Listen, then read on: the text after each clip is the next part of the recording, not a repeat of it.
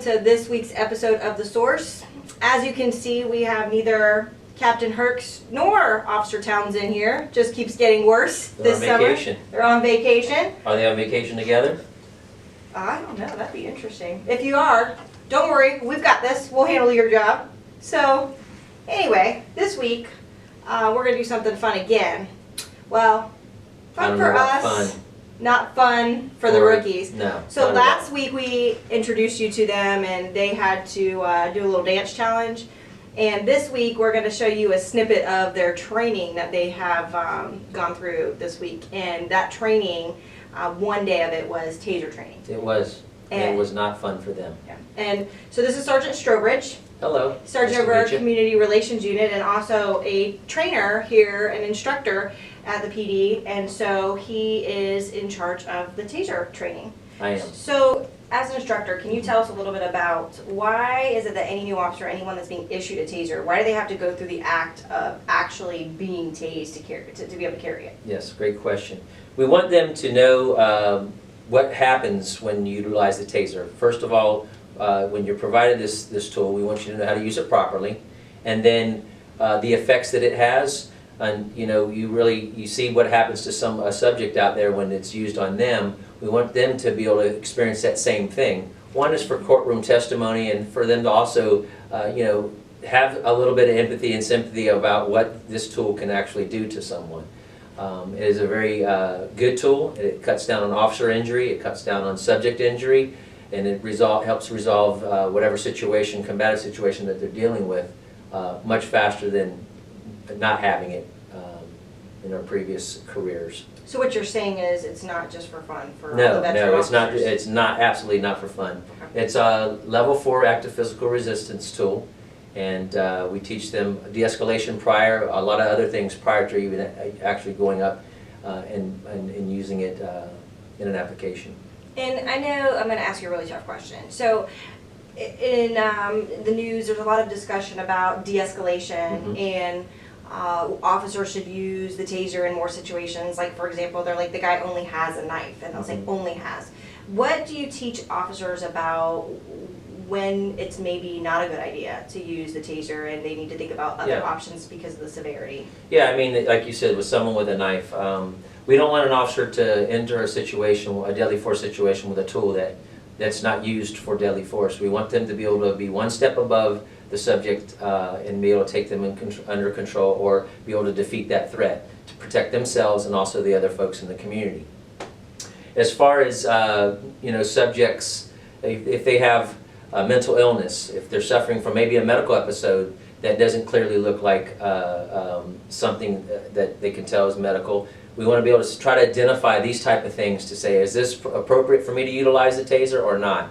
And then again, when you're talking about a knife situation, we would always have someone that's lethal and pulling their firearm, and also someone that's less lethal, and then we can make a decision what's going to best work for the situation and protecting that person as well. Because even though that someone has a knife, or they might be a danger to us or whatever, if we can take them into custody without harming them, that's what we want to do. Right. So it's important for residents, anybody, the general public that's not law enforcement, to understand that, in training it looks really simple that, taser, and the new recruit is tased and they go right to the ground and it just seems so simple. But out in real life situations, they're very fluid. There's a lot of dynamics, a lot of decision making that has to happen rapidly. Exactly. And so it's not as clear cut as it would seem. No, not at all. Not at all. And so, do the officers also go through like any kind of scenario to prepare them for that? Yeah, we put them through several different types of scenarios. Utilize the Taser suit. I get in it, and then we reenact domestic situations. We reenact situations where flammable materials might be involved. So we want to make sure that if they come across a certain situation like this, that they're able to think through and give them a foundation of making that right decision instead of it de-escalating or becoming more of a violent situation than it was prior to them arriving. So it's a full day of training for them? Oh, it's a full day of training. Yeah, it starts at 8 a.m. and usually ends around 6 p.m. And so, last but not least, before we get into the little bit of footage, how long do they have to endure that tasing? What's the length of time? It's 5 seconds, but it feels like 5 minutes. It's very impactful, yes. I will say the from least. personal experience, in my head, when I thought that I hit second 4, I thought it was never going to end. Yes. So it's the longest 5 seconds of their life, but I'm sure they're now glad it's over. Yes, All they're right. very glad it's over. Well, let's take a look at how they did. Thank you, Sergeant Strobridge, Take for being care. here. See you next time.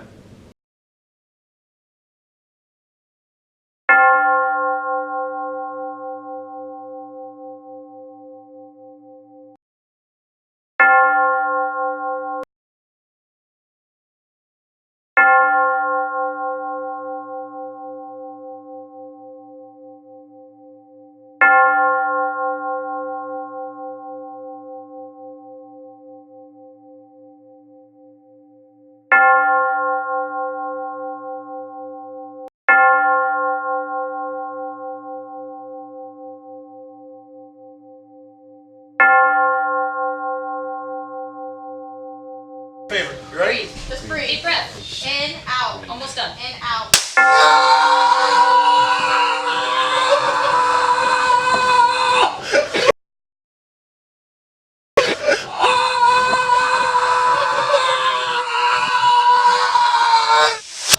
That's one more.